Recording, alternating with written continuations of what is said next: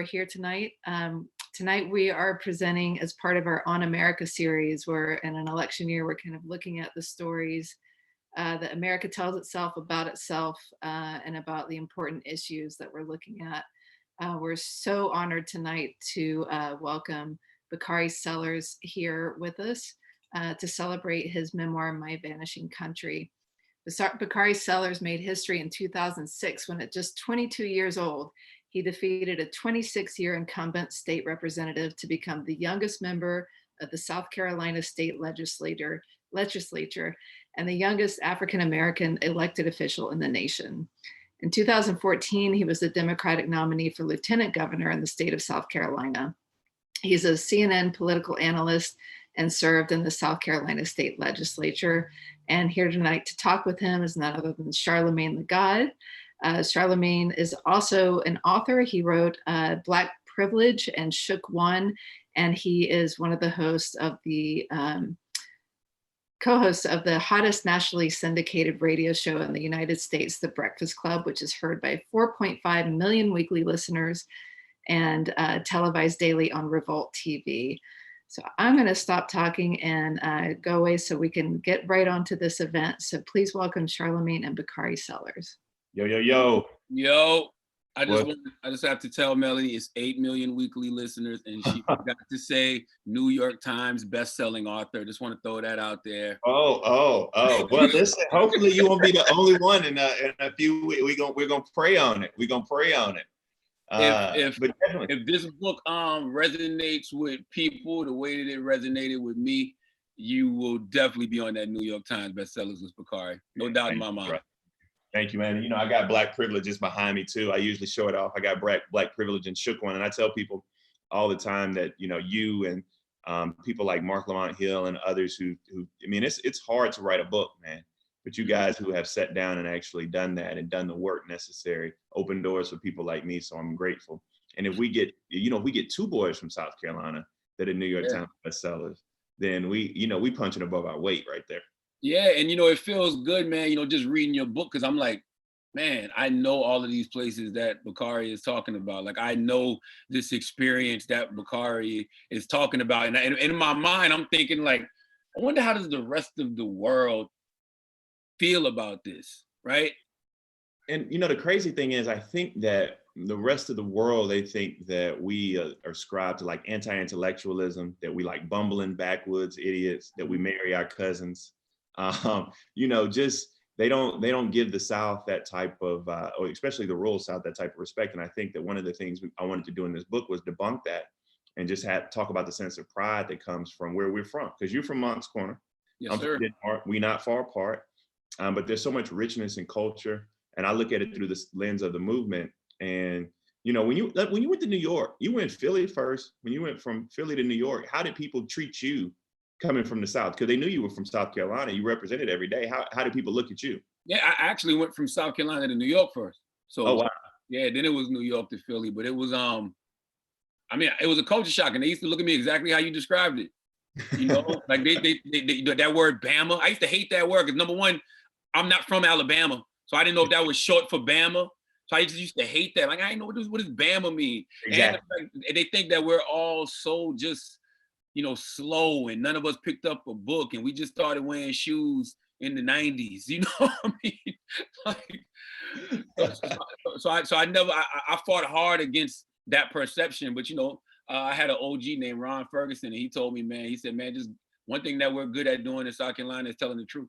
And listen, I'm unapologetic about telling the truth. And I'm talking about this dirt road living. And in this book, I talk about the 10-cent icy ladies that we had in our neighborhood. I talk about those church ladies who give you them big hugs on Sunday mornings and use 2 sticks of butter in their sweet potato pie. That's right. That hug you and you be smelling like Chanel all day long. Just giving voices. You got that man in the barbershop who's just not there for a haircut, but he's there every day, just sitting at the door, but has more wisdom than you can possibly imagine, still arguing that Muhammad Ali would knock out Mike Tyson to this day. Right. These are the voices that we're uplifting. And I think My Vanishing Country does that. And, it was a challenge, man. I told you, because we on the Breakfast Club tomorrow. So for everybody tune in tomorrow, thank you for that opportunity. Mm-hmm. was it easy for you to get a book deal? Because it damn sure wasn't easy for me. Yeah, I mean, if we being honest, for me, it might have been a little bit easier just because of the positioning. You know what I mean? Like, having a nationally syndicated radio show. How many markets are y'all in now? Go ahead, tell me. 100, but who's counting? And guys like Steve Harvey, they made it easier for radio personalities, especially Black male morning show hosts. They made it easy with the success of his book. Yeah, I mean, his book is the same label as my book, and that, what was it? Think Like a Man. All of those. I mean, they sold hundreds of thousands of copies. I mean, it might have sold 1 million copies, which is really unheard of in the book business. And so, for me, it wasn't that easy. I thought it was going to be easy. I got on CNN. I saw all my colleagues, particularly my white colleagues, get book deals. I ain't never tell nobody this, but I'll share with you. Kayleigh McEnany, who was one of my colleagues at CNN, she had a book deal and she was telling me about it. She was like, yeah, they paid me $150,000. And I was just thinking to myself, Kayleigh McEnany is now the press secretary. And I was like, I'm trying, man, I'm trying. She got a book deal. She's written a book. I can't recall the name of it. We used to go drink wine together when we would walk across the street after the show in the Time Warner Center. And when I was sitting down with, Tracy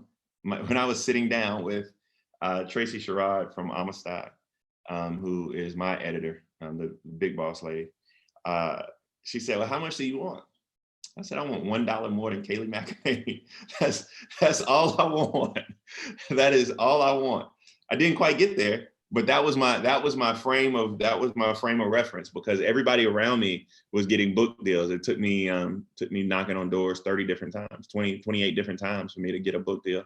And finally, it was a Black woman, Tracy Sherrod, Judith Kerr, and Patrick Bass, who's from Laurinburg, North Carolina, who gave me this opportunity. And I'm forever grateful. That's why I need people to go out and reach back out to the Center for Fiction. You can get my book, you can get Black Privilege. Charlamagne. Don't worry about me. This is my Vanishing Country time. Go get my Vanishing Country, man. Let's talk about Mental Health Awareness Month, man. We can talk about where we're from in a minute, but it is Mental Health Awareness Month. Well, let's start. We can start there by talking about one of my favorite chapters in your book, and it's anxiety is my superpower. Yeah. Why anxiety is your superpower? Man, I have these fears, man. I have a fear of death, fear of failure, and those things are so combined. I talk about it when I was young, when I was 10, 11 years old. One of my good friends at Felton Laboratory School on the campus of South Carolina State. I went to K-8 on the campus of State College. He was going to his freshman year. During the summer, you have summer workouts for football. During the summer, he passed out and he died. He had a heart attack at 13. But when we played sports coming up, you didn't really get the full physicals, and they didn't do EKGs and all that other stuff. And I remember that phone call vividly. Crystal Scarborough she's still around South Carolina today. She's my homegirl. She called me on the phone and told me that Al died. And that day it shook I tell people it shook my sense of invincibility. Children all have this sense of invincibility. For me, it shook that. And I never was able to regain it. I began to have these anxiety attacks where I thought I was always dying or having a heart attack or couldn't breathe, and it was suffocating me. I would go get a physical. They'd be like, you're fine, Bakari. I had the EKG and all this other stuff. You're fine, Bakari. But for me, and so my parents got me somebody to talk to at a very young age. And as I progressed, it was just like, I realized that one of the reasons I was so afraid of death was I wanted to be so successful for my parents. And I wanted to be so successful for my community. And I was afraid of letting them down. And I just felt like if I died too soon, I wouldn't be able to let them down. I would let them down. I wouldn't be able to succeed. And, you have these, they call them irrational thoughts. But to me then, and kind of now, they still make sense to me. But I turned that fear into making the most of every single day, right? That's what we talk about when I talk to my people who help me get through my head, in and out of my head. And, it's like making the most of every moment, utilizing that fear for that energy. And I think a lot of Black men have these mental health issues and anxieties because of the trauma we go through in this country. You have a chapter called "The Wounds Have Not Healed. Don't Be a Dead Hero." Explain what that chapter title means. Yeah, man. So I talked to people about February 8th, 1968, when my father was shot in the Hardburg Massacre. And I talked to him about the fact I always go into detail every time I speak about what happened the night of February 8th. But in this book, I extrapolated and talk about how that trauma is lasting.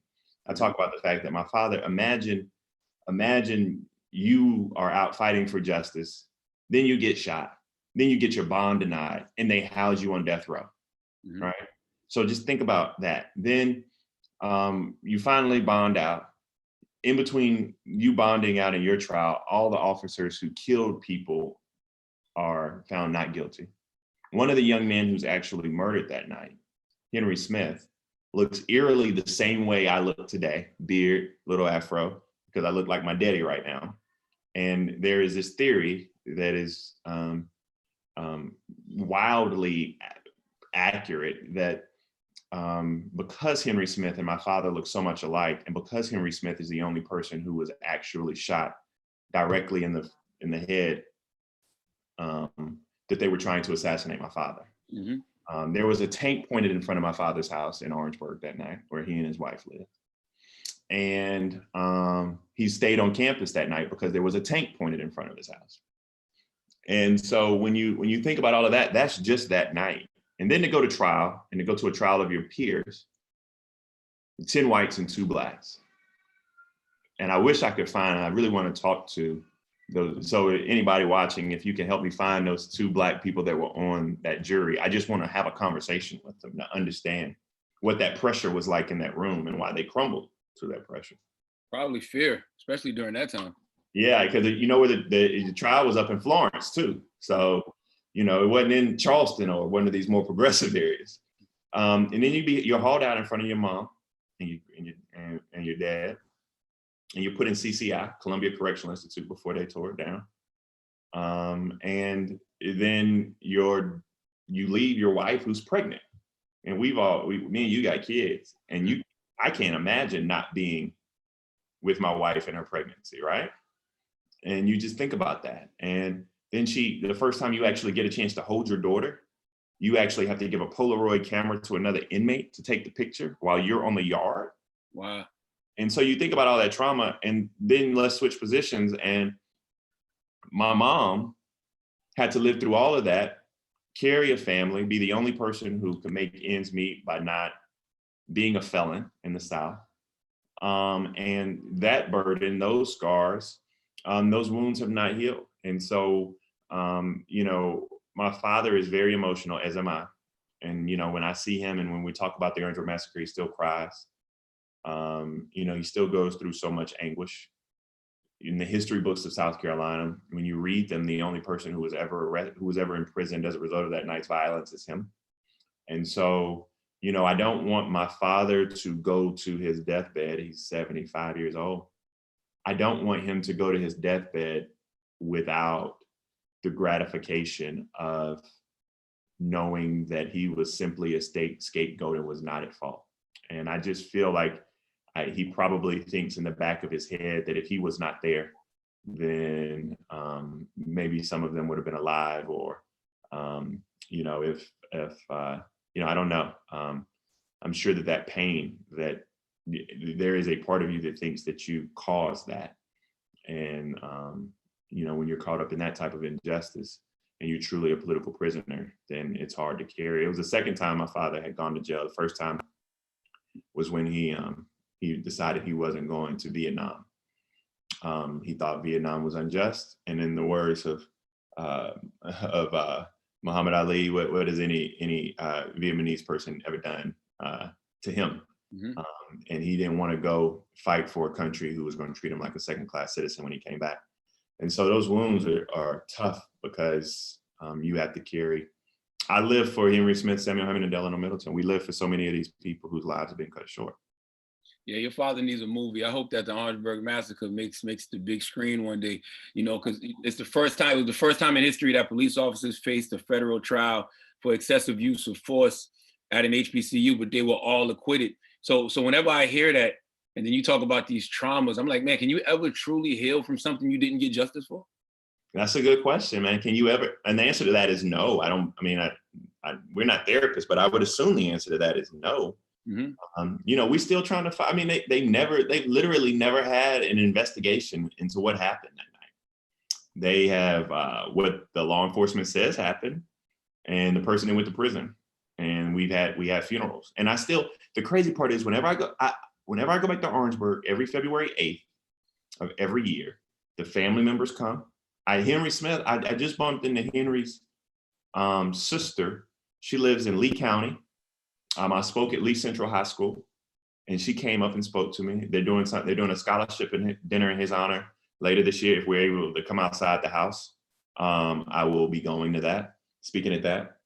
But when I go, I still, there are people who still have like bullets in their body, right? From that night. They still have wounds. They can show them to you. Those students that were there, they still talk about it. My dad, when he walks up the hill at State, he puts his foot up, he can show you where the law enforcement was and see, he was like, all you can see was their white helmets. And then he talks about when he gets hit. And he talks about how it burned and how he didn't really know what happened, but he hit the ground and then he hid behind a trash can, and he takes me over to where, and it's almost like, I don't know, like he has these flashbacks, like he's able to see exactly where he was and that building wasn't there and he's ducking and everybody's running. And then he's like, man, I went to the infirmary and the football players protected him. And when he got, there's a bit of irony, when he got to the hospital, when he got to the hospital, the person who pointed him out and who arrested him was a Black sheriff's deputy. Wow. I love how you pay homage to your father all the time. Is this my brother in the chat? My brother just popped. I think my brother just, what's up, man? I think he's watching us tonight, man. My brother loves you. Yes, sir. Okay, this is him. He's in the webinar chat talking about we need an Orangeburg Massacre movie. You didn't see the chat at the bottom? Oh, no, I have it. Like, I see it now. From Cleveland. Yeah. Agreed on. Oh, Ashley S. Okay. I'm gonna be honest with you. I'm old. I didn't know you could do all this with Zoom. I thought Zoom was me and Bakari and Mel. I didn't know. If y'all got questions, you know what's so good about if y'all got questions, put them in the Q&A box over here because we are gonna answer questions. So please, if you have a question, please drop them in the bar. We get to them as we go. Go ahead, man. My bad. No, in My Vanishing Country, man, another, like, it's not even an underlying thing. It's a main part of the book, a primary part of the book. It is the relationship between you and your father. When I read this book, I want to be a better father because you can see the impact that a father can really have on a child in a real way. And I just love how you pay homage to your father all the time. Like, how was the leadership and activism of your father? How do you think that specifically influenced your upbringing? Because my father believed in something that I teach my daughter who's 14, and I'm going to teach my twins. My father was somebody who always wanted you to taste it, touch it, feel it, see it, smell it. My father was somebody who really believed that, especially for people of color, experiences were the best thing that you could have. I was always on his leg, man. We would, I talk about sneaking into the North Carolina A&T games when we lived in Greensboro, how he would have, particularly my brother and sister, I was still young, how he would sneak us all, we would all sneak in with the band. We would walk in with the band because we didn't have a whole lot of money. And you know this, I mean, when you went to the movie theaters, like your mama would pack a whole meal in the bag because you weren't gonna buy nothing when you got there. Like I still do that now. they gonna pat you down for real at AMC if we ever get back to a movie theater. Yeah. And so, he believed in those experiences, that HBCU experience, always on the campus of A&T and Bennett, South Carolina State in Claflin. I was always around Julian Bond and Stokely Carmichael. I remember we went, I believe it was, I can't remember what, we went to the beach one time. We had a beach house. I remember we had crabs and it was Julian and everybody with the newspaper on the table. But that's how my father taught us. I mean, I was grading college papers. If you were an African-American studies major at Carolina, and I was 9th grade, 10th grade, I was literally grading your paper, getting that experience, sitting in classes. And so my father, the way that he led is through experiences. We had this theory that you can't be a Black doctor if you've never seen one. You can't be a Black scientist if you've never seen one. That's right. And so we do it. And so we used to have this thing called the Denmark Recreation Center in Denmark. And I grew up in it. Every summer we would go, and we would have the summer lunch program that would come, because so kids could still, but kids came from Sado, they came from across the track, Sugar Hill, they came from everywhere to the recreation center. And in the morning, we would have teachers from Denmark-Ola primary and stuff. They would come and sit down and teach us. And at night, in the afternoon, we would go and jump ditches because that was our fun. In the back, we had these big ditches, right? And we would just jump on one side, run in the woods, play basketball on a little wooden backboard and race. We didn't really have a whole lot. So that's what we did, right? And every year at the end of that program, it was like 100 of us. My dad, who kind of orchestrated the program, would take us, they get pile us on a bus and we go to Carowinds. Now, for those of y'all watching who don't know what Carowinds is what Churches is. Carowinds to Six Flags is like what Churches is to Popeyes. Does that make sense? Makes perfect sense. So it's like not quite there, but you still get the experience. So it's a theme park, but it ain't Six Flags. But when you go in, we would spend like 2 hours when we first went in, because the kids from Denmark, where I grew up, all my friends, when we first got there, they didn't want the turkey legs. They didn't want to get on a ride. They didn't want to play a particular game. They wanted to stand on the border, because once you walk into Carowinds, you're on the border of North Carolina and South Carolina. And they wanted to take pictures because they wanted people to know that they'd been out of the state. Mm-hmm. And it's that type of experience, just showing people things and showing young people things. And the blessing that we have, you and I have as fathers, and one of the things that we have to do is make sure that we're sharing all of these experiences with our kids and their friends and those who can't. The onus is on us to show those people who cannot get those experiences, give it to them. One question I think people will have after reading My Vanishing Country is when they see how radical and revolutionary your father, Cleveland Sellers, was, why would you choose to be a part of the same institution, government that oppressed him? So Teray from the Teray Show asked me that same question. And for me, I thought there was no greater get back. There was no greater, pardon my language, but like mind fuck, than to have the agitator's son become a legislator, right? The same state that incarcerated, now you got to deal with me. Now I'm in here creating laws with everybody else. And so, and my father was always somebody who believed in the political system, always. But he was just trying to tear it down, and he decided to do it from different places. My father actually ran for office. I joke with him all the time. I'm the only person in the family that's actually won anything. But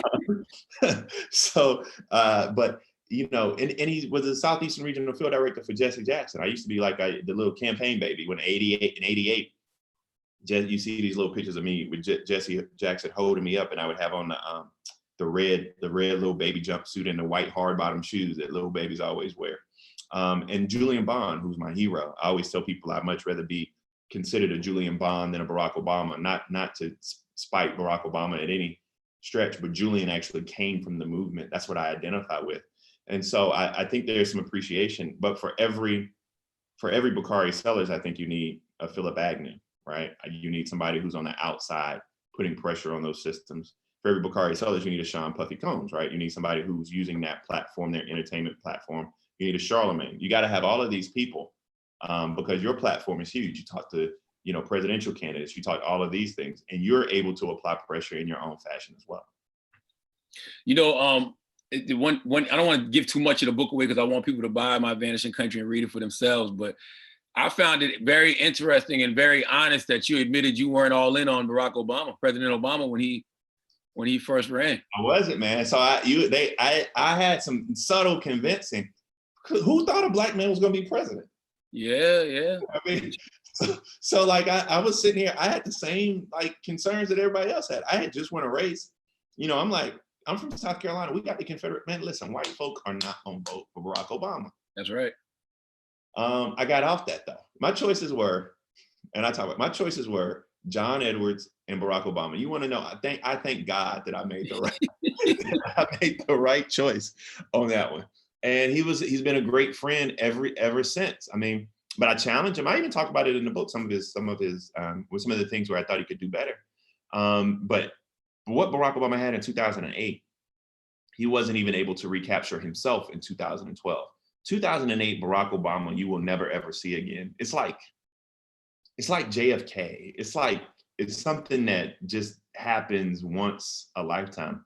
And it's going to be tough because it's something I'll probably, if I get an opportunity to write another book, I'll write about, because especially for Black folk, it's going to be really, really hard for us to wrap our arms around another Black candidate, because we hold them to the standard of Barack Obama and Michelle Obama.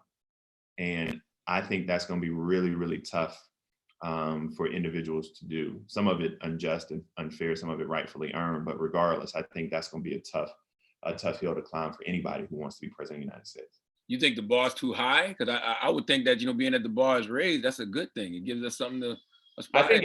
I just fundamentally think that's unattainable. I mean, I think that, like those comparisons, I just wish that people could be their best selves. And we'll get to that point, but somebody could be their best selves. I mean, I still think that, Kamala Harris is amazing. I think you got people like Frank Scott down in Arkansas and Randall Wolfen in Birmingham. I think, Akeem Jeffries in New York. By the way, that's who y'all got to get on the Breakfast Club, man. Have y'all had Akeem on? Yeah, he's been on. He's gonna be the first Black Speaker of the House.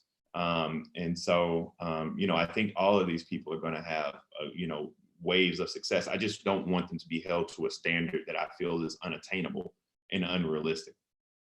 I have to tell everybody too, since we have a captive audience, Bakari was the catalyst for all of these elected officials, all of these presidential candidates coming through the Breakfast Club.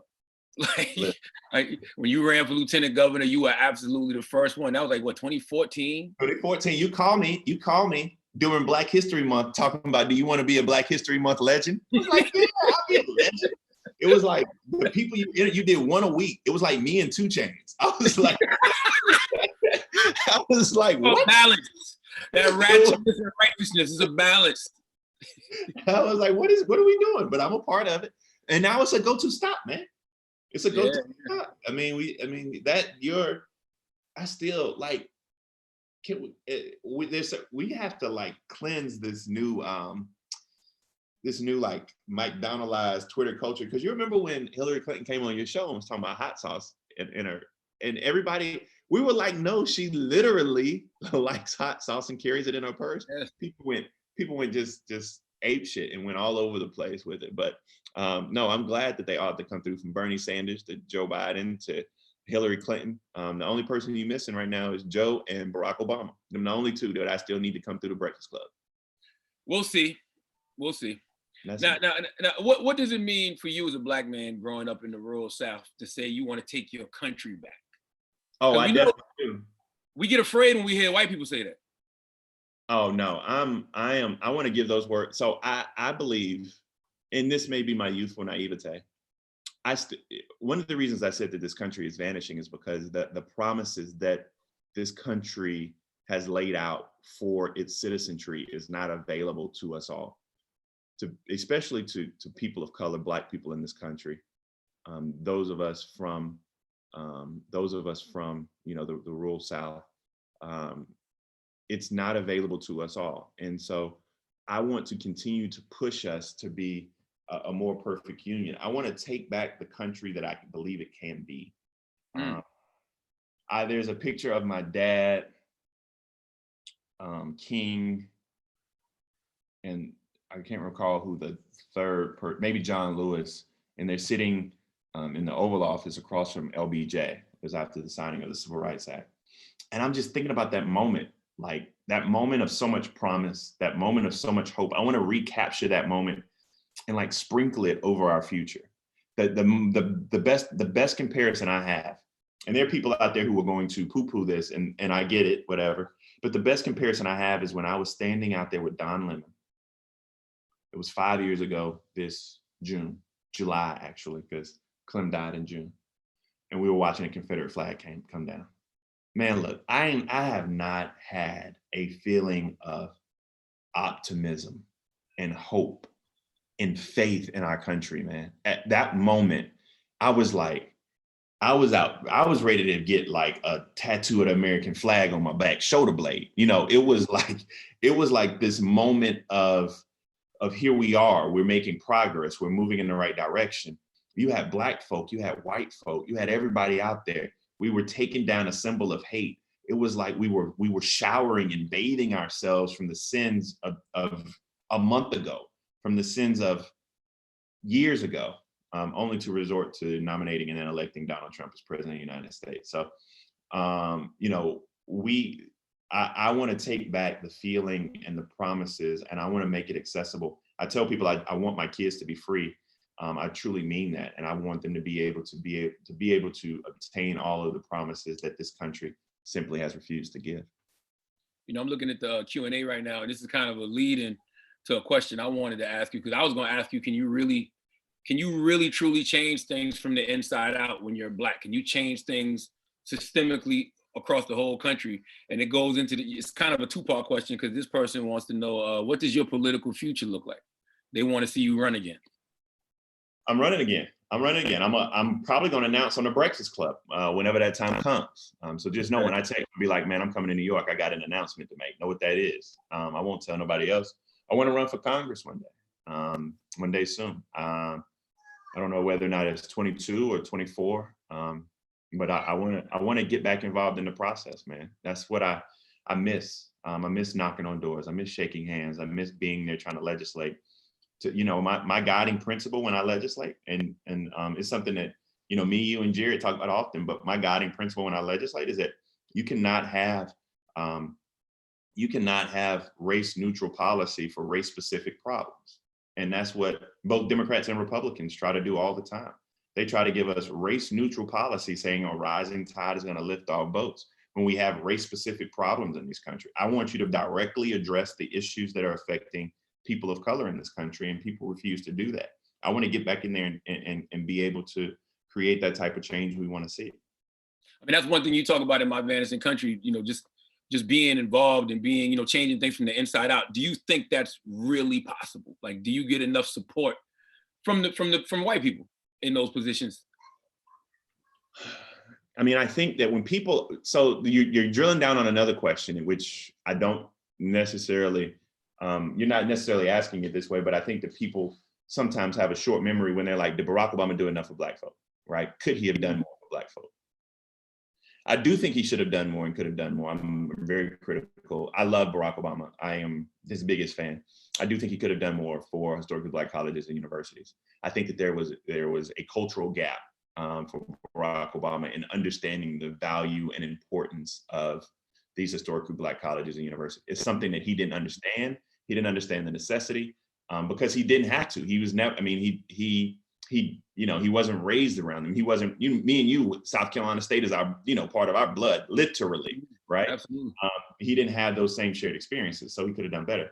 But the opposition, which you bring a good point, the Mitch McConnell is the most powerful man in the world. I mean, in theory, Donald Trump is, but in all honesty and practicality, I mean, that is the most powerful man in the world. And Mitch McConnell said that he wanted him to be a one-term president. A one-term, and when you have that type of blowback, there are people who won't even give you, I mean, they still want, you can see the way they address him now. I mean, 45 will not even unveil 44's picture in the White House. Did you see that recently? Yeah, I saw that, read that, yeah. So, I mean, just think about that type of disrespect and disdain. So yeah, it's really, really, really tough, but I do think you can do it. And I think that one of the ways in which we failed, I echo Michelle Obama, we, not as in Black folk, but as in progressive thinkers, failed Barack and Michelle Obama, is that we didn't come out in midterms the way we should, because every midterm election, they sent more people in there to give him the opposition so he couldn't succeed. But the answer to your question is yes, we just have to be on our horse all the time, I think. Claude 203, he says, I think the reason why Barack won is that he was partly on the outside looking in, as well as on the inside looking out. That's needed in order to see all sides and be a great leader. That's actually what I get from you. You know, when you read a book like My Vanishing Country and you see where you come from and see where you are now, you know, it's like Bakari has seen it from all angles. I agree with that. You got to be able to do that, because you got to be able to apply these pressure points. We have to deconstruct these systems, and you just can't do it from one way or another. You got to be on the inside, and you got to be able to be on the outside applying pressure. So I wholeheartedly agree with, was it Claude? I agree with Claude. You know, you're very familiar with white supremacist justice, you know, because of the Hardburg Massacre. when you see like the Ahmaud Arbery cases, is that a trigger for you? Because to me, that's another example of white supremacist justice. It is a trigger for me. The reason it's a trigger for me is because my father was a part of the Emmett Till generation, and he would always say Mamie Till was the strongest woman he ever knew. Mamie Till was Emmett's mother, who had the open casket so that her family, the world could see her family's pain, could see her son beaten. And you know, for those of you all who are watching this, I'm pretty sure you have, but if you've never seen the picture of Emmett Till, please pull it up and show it to your kids. For allegedly whistling at a white woman, and we know now that she lied. She, on her deathbed, she was trying to get to heaven. She lied, right? She admitted that. And so yes, when I see Ahmaud Arbery, for me, it's a trigger because it's, as my father took the picture out of Ebony Jet magazine and put that picture of Emmett Till in his wallet, and he was living for Emmett, and then he was living for Medgar, and then he was living for Jimmy Lee Jackson. You know, I find myself trying to live for Mike Brown. I find myself trying to live for Trayvon. Now I'm living for Ahmaud Arbery. I mean, these dudes and ladies, Sandra Bland, Breonna Taylor, they weren't able to have weddings. They weren't able to have kids yet. You know, they weren't able to graduate from college, become professionals yet.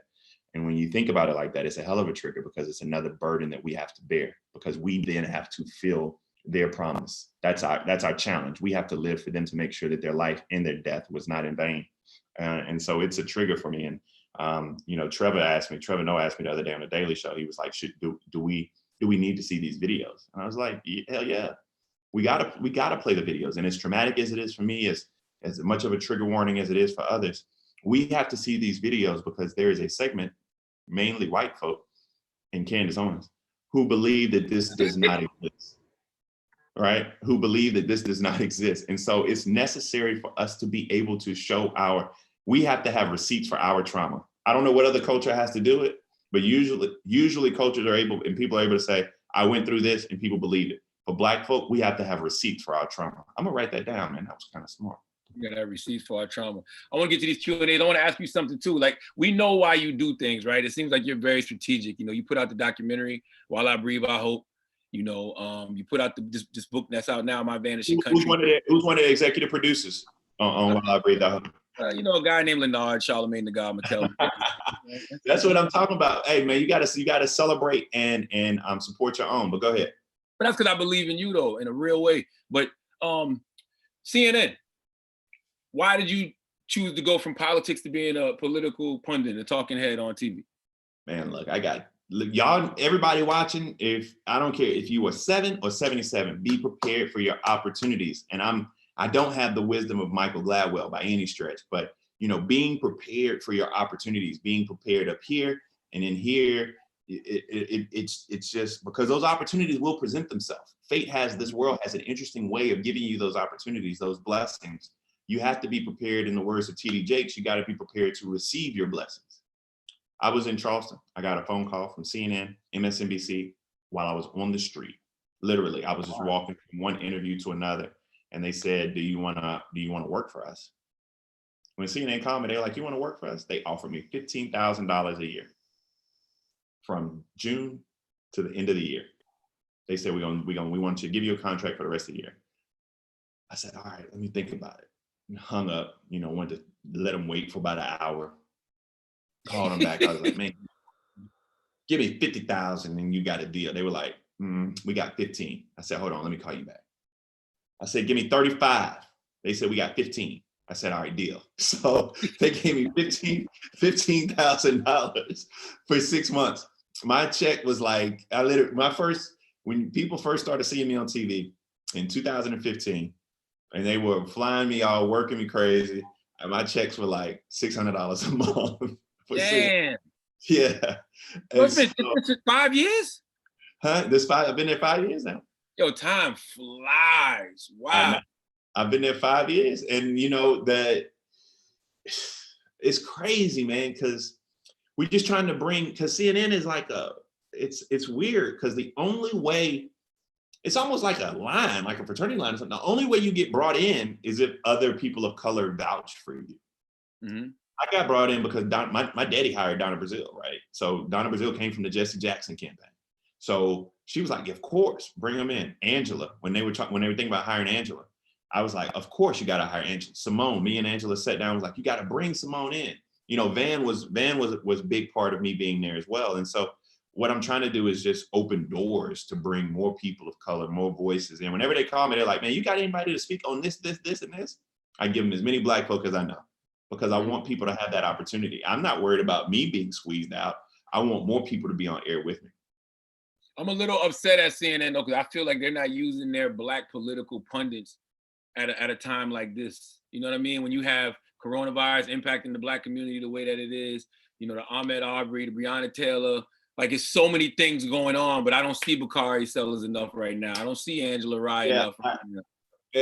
And we've shifted gears, and what they're trying to do are use more city officials, more of those people who are making these decisions, and more public health experts, and are moving away from politics. Most people, when they see Bakari Sellers, they are thinking politics. And while I'm arguing my point, trying to make it the experience of Black folk, I've been on a couple of times to talk, I'm making the same argument you're making now. They want to move, they feel like we'll get back to politics soon enough, but they want to make this purely about the public health of the coronavirus, which, you know, I respect. So I'm here when they call me. I got a surprise though. You know, I'm doing some as we're doing this book tour. We got a special stop on Saturday morning that's all I'm gonna say. That people are gonna stop on Saturday morning. Saturday morning, people are gonna be surprised to see me there. Okay. Yeah. Let's go to the Q&A. Ann Arthur, she has two questions. She said, first, your thoughts on Biden and a possible Black VP. She just said Black VP. She didn't say woman, just Black VP. So I think that Joe Biden, his choice, I mean, in all honesty, I mean, just because it's family and friends here, I think he's going to choose either Amy Klobuchar or Kamala Harris. I think at the end of the day, it's going to be a very personal pick for him. I think that, of course, Gretchen Whitmer's getting a look. Cortez Masto from Nevada is getting a look. But at the end of the day, Susan Rice is probably going to get a look. It's going to be between Amy Klobuchar and Kamala Harris. I hope he picks Kamala Harris. Me too. I think that's necessary to win. Me too. And let me explain why it's necessary, because Black folk ain't gonna necessarily sit at home. You're gonna get the super voters, but that ain't what we need to win. We need those people who aren't a part of the process year in and year out. And in order to do that, you gotta have Black people activated, right?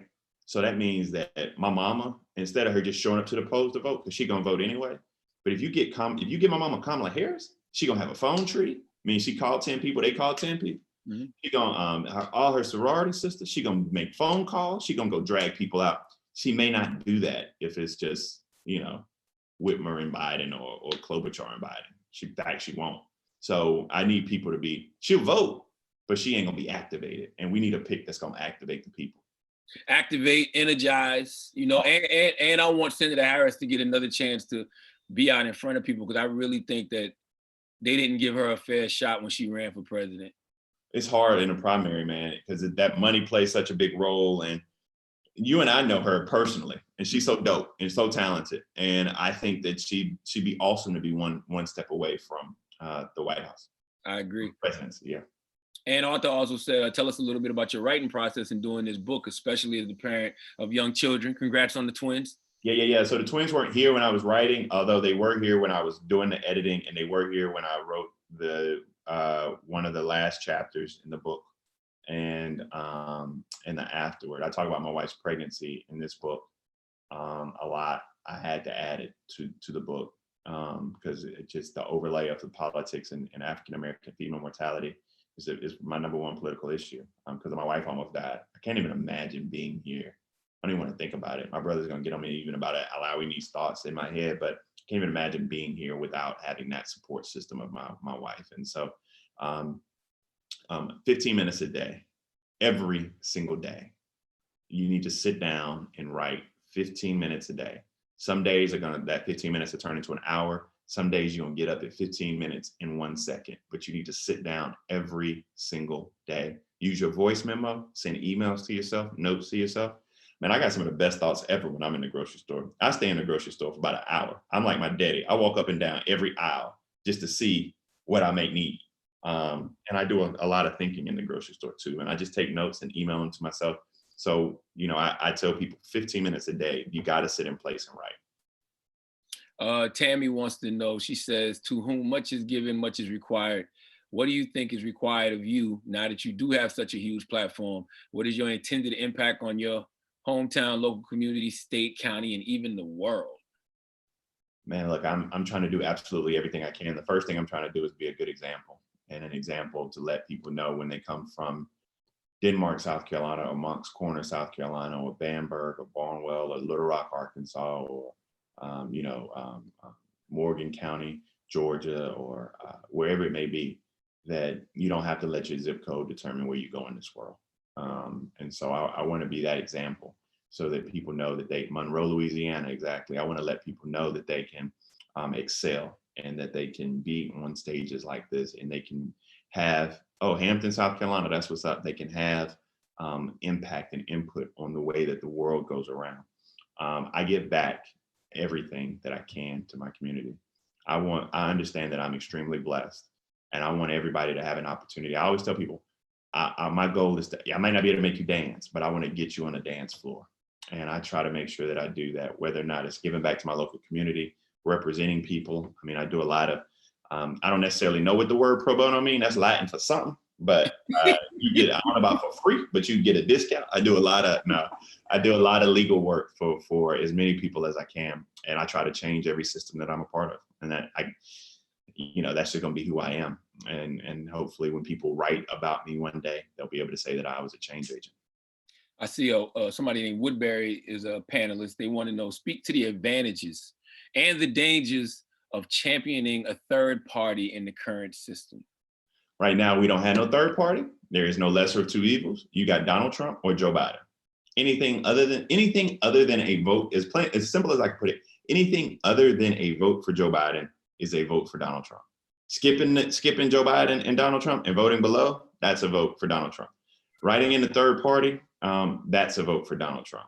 Thinking you real smart and saying, well, I'm not going to do this, I'm not going to whatever. So you have a binary choice, Joe Biden or Donald Trump. And if we slip up, there are 62 million people who thought that Donald Trump deserved to be president, and there are probably 62 to 64 million that believe he needs to be reelected. So we all need to show up. Yeah, that's why I want Vice President Biden to go ahead and announce who his running mate is, because I'm gonna vote for that person. If it's Senator Harris, I'm there for Senator Harris, and it's not even a question. Now, an anonymous attendee said my goal is to become press secretary of the U.S. I do not have the necessary experience, but I have a gift, and it's leading me there. Do you have any advice for them? Yeah, man, you got to work. You got to work to get press secretary. So start off locally in comms and communications. Start off with a local candidate. It's very, very hard. We've never actually had a Black woman. I know Simone, who really wants to be press secretary, probably deserves it if Biden wins. But we've never had a Black woman stand behind that podium.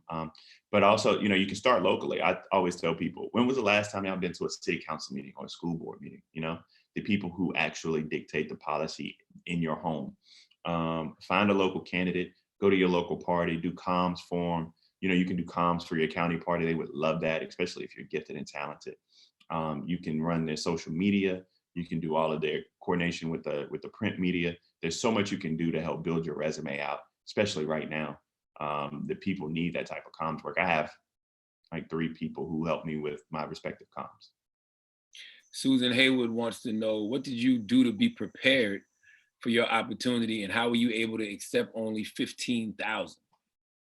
The second part was I didn't accept nothing. You didn't hear me say I asked for more. That they ran that down my throat. It was either take it or the opportunity was gone.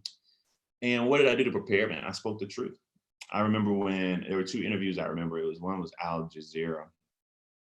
It was probably my best interview ever. I'm sitting there, shirt and tie on, back when Al Jazeera was popping around the world, had worldwide viewership. And I was sweating. It was summer, and it was summer in Charleston, South Carolina, sweating, just pouring down, drenching. And I started to talk about the fact that Clem's girls would not be able to wake up and feed him Father's Day breakfast. And I just started crying. And at that moment, the reporter, I couldn't see the reporter, but the reporter kind of could see me, and I put my hand in my face, and I just was showing the emotion that many people felt about that incident, we couldn't let that type of hate win. And so I was always unashamed to speak my truth. And that's coming from those dirt roads of South Carolina. That's what makes Charlamagne the #1 morning show host in the entire country, because you are unafraid to speak your truth. No matter if that means being vulnerable, if that means being strong. It comes, and when you center yourself like that, you're prepared for any opportunity that presents itself. Very true.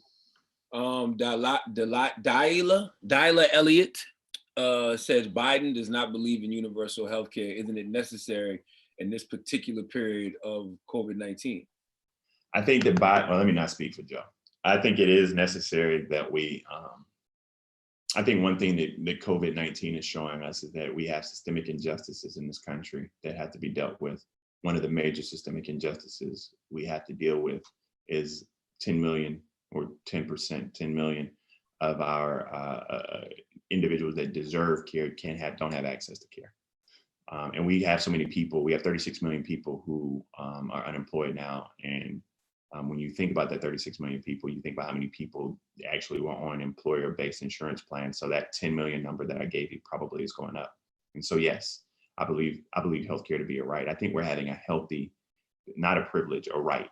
I think we're having a healthy discussion in the Democratic Party, though, about how we get there. I am somebody who believes and gives Barack Obama a great deal of credit for passing Obamacare, universal healthcare, attempting to get the Universal Healthcare, Affordable Care Act, whatever you want to call it. And I think that people have a different way of thinking about how we get there, whether or not it's Medicare for all. And you saw how many different plans. You saw the Buttigieg Medicare for those who want it.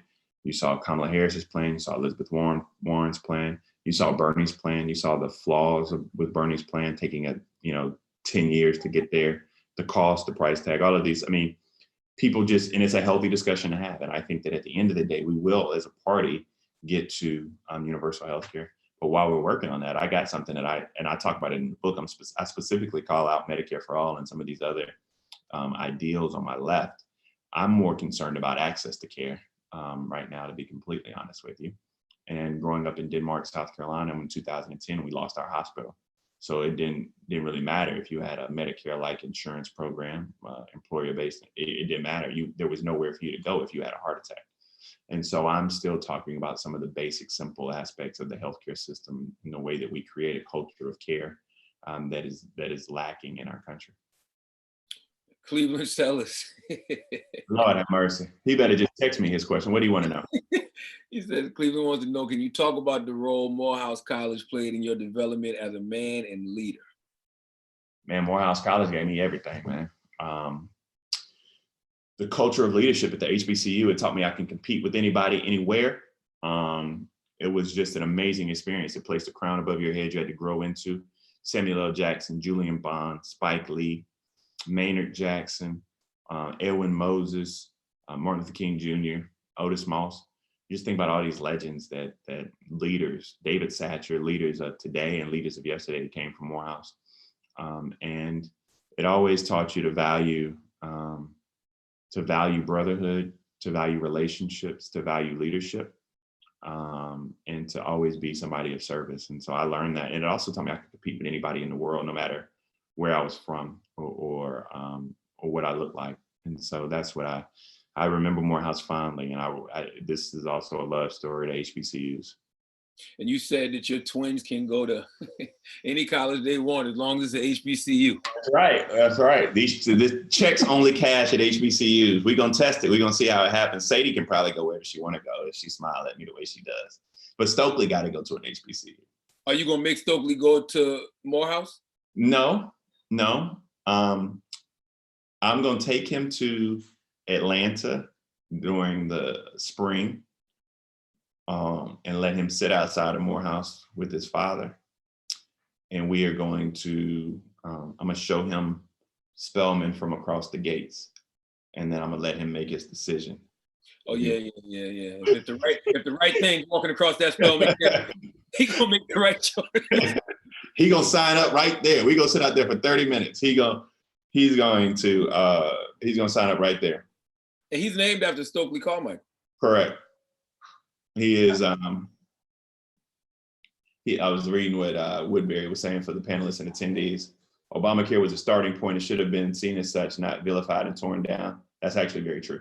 But yeah, he's named after Stokely Carmichael, man. Every time I get to call my son, I get to think about freedom and the work that it took to get there.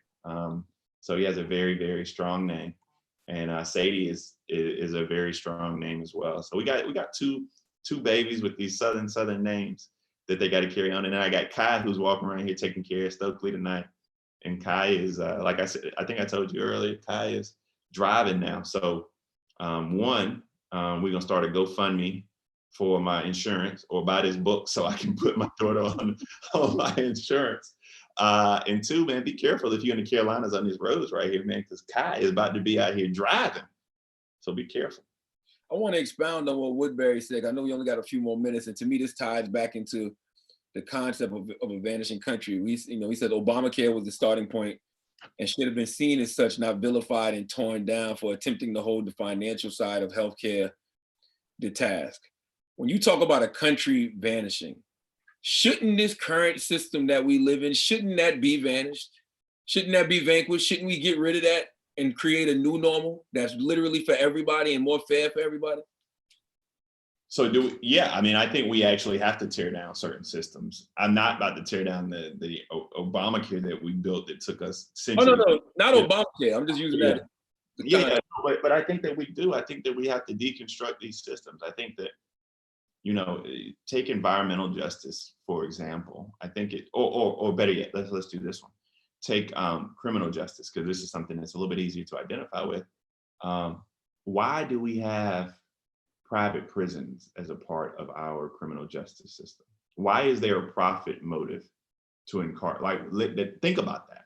Mm-hmm. Why is there a profit motive to incarcerate people? As long as there is a profit motive and beds and cells have to be filled, they're gonna fill them with people who look like us.